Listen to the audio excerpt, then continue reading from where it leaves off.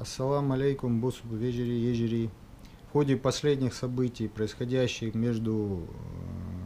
по соглашению между Чеченской и Ингушской республикой, мы решили разобраться в этом вопросе и выяснить до конца, что на сегодняшний день происходит. 1 октября мы встретились в Москве с полпредом и вице-премьером Ингушской республики Алиханом Цичоевым. В ходе встречи мы получили текст соглашения и картографическое изображение границы, планируемой между Ингушской и Чеченской республикой. Данная информация позволила нам прояснить ситуацию. В связи с этим мы обратились к общедоступным в интернете источникам. Для начала мы зайдем на мою почту, и я вам покажу сообщение, которое мне пришло с соглашением, приложение соглашения между в текстовой части и сама карта Ингушетии. Вот такая. В дальнейшем я ее увеличу и покажу вам непосредственно границу саму. Сейчас мы заходим на сайт Росреестра, ищем публичную кадастровую карту. Вот здесь сейчас я ее открою, и современная на сегодняшний день сложившаяся карта Ингушетии и границы Ингушетии. Вот. Для начала, чтобы понять, давайте начнем с того, что какую территорию Ингушетия по соглашению передает. Это, соответственно, территория по реке Фортанга, проходящая вот так вот, опускающаяся вниз вот здесь, и вот эта граница вот здесь заканчивается. То есть вот эта вся территория, да, вот эта вся территория переходит Чеченской республике по соглашению. Если как бы нажать на это, мы можем посмотреть участок, зарегистрированный кадастровый участок в своих границах, кадастровой стоимостью, с номером, и уточненная площадь у нас 119 миллионов примерно квадратных метров. Вот. Соответственно, вот, сегодня можно посмотреть также, для того, чтобы определить площадь общую передаваемых земель, можно нажать вот на эту кнопку. Так, и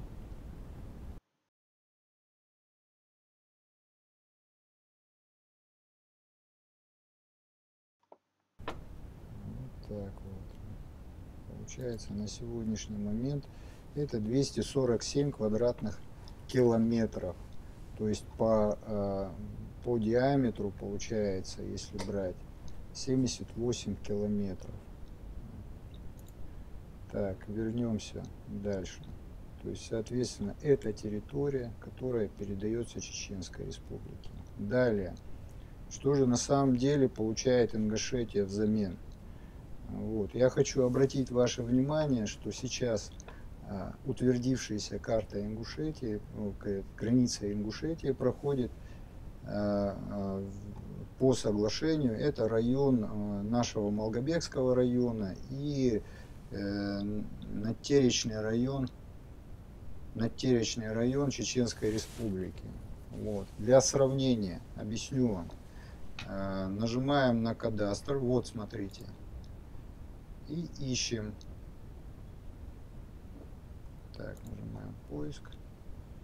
И вот что мы находим.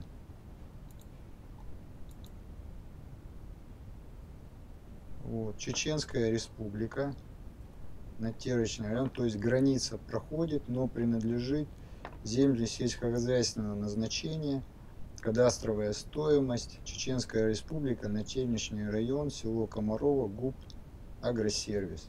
Вот эта территория. Соответственно, вот эту территорию, если мы нажмем, то мы получаем здесь Российская Федерация, Ингушетия, Сунжинский район. Вот он здесь и показывает. Вот он. То есть вот это принадлежит Чеченской республике. Еще раз обратите внимание, чтобы вы понимали, что я вам хочу объяснить. Вот это принадлежит Чеченской республике, вот это Ингушской республике. Теперь посмотрим на карту соглашение утвержденное. Давайте обратим внимание. И вот этот район, который нас интересует, что же передали в этом районе. Если взять границу, то у нас получается, я как ранее вам говорил, вот эта территория, принадлежащая, сейчас поменьше сделаю, вот эта территория у нас принадлежит Ингушетии, а вот эта вот точка Комарова и Нагорная, вот если взять вот эта точка, Майский, Горогорск, Комарова, вот эта территория, как и принадлежала, это уже новая граница, как принадлежала Чеченской Республике, так она и принадлежит до сих пор. Какой из этого мы можем сделать вывод? Что Чеченская Республика получила юго-восточную часть Сунжинского района, а выше границы, которые обсуждались в Малгобеке, где передача территории Чеченской Республики принадлежащей, осталась неизменной, как мы видели по карте, в тех же самых границах. Соответственно, территория в соглашении передается только Чеченской Республике.